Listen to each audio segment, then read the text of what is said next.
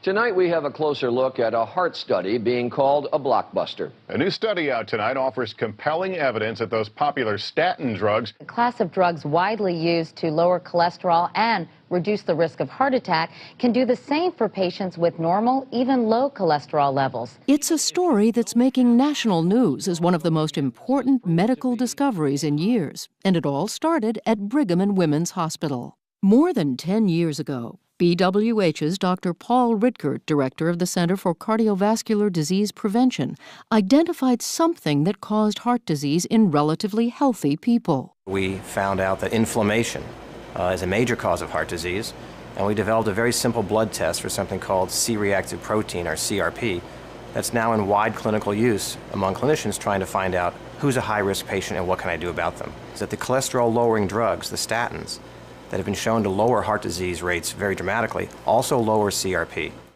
So with decades of research pointing towards inflammation and CRP as a marker, Dr. Ritker step by step showed that and showed how it's an important new piece of information about a person's risk.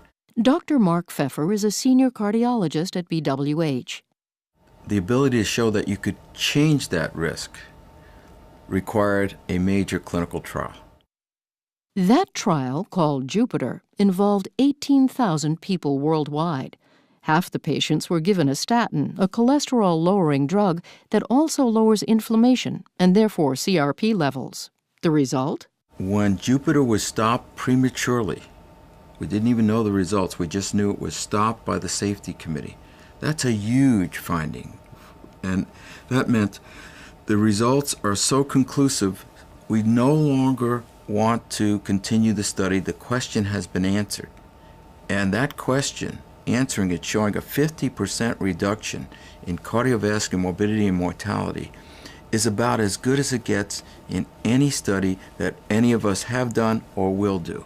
The conclusion had the medical community buzzing. We've never seen this degree of reduction in heart-related events in any clinical trial that I can ever think of. Perhaps the most important study in the last decade in terms of reducing risk of heart disease. Dr. Ritker himself admitted his surprise at the outcome. After 12 years of work in this field, even I didn't think this was going to be anywhere near this big a win.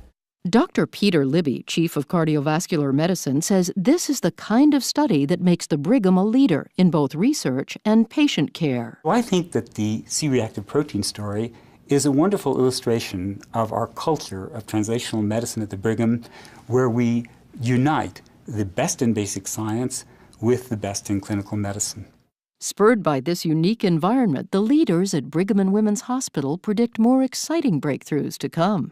There are a lot of Ritkers in the Brigham and Women's Hospital, and it's a wonderful place where you can have an idea and pursue it with the support of your colleagues and with the understanding, though, that we're here for today's patients, but we're also here for tomorrow's patients.